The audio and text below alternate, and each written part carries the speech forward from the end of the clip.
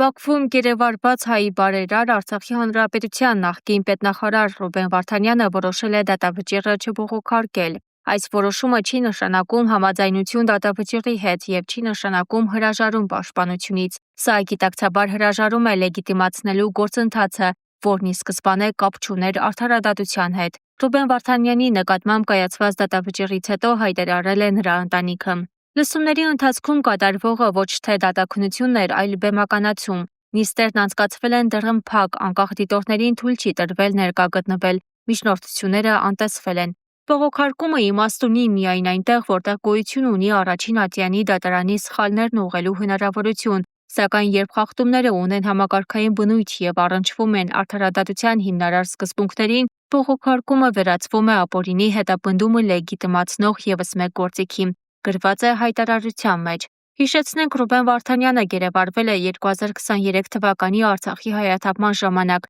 և 3 տարի անց Բաքվի դատարանը նրա նկատմամբ կիրառել է 20 տարվա ազատազրկում։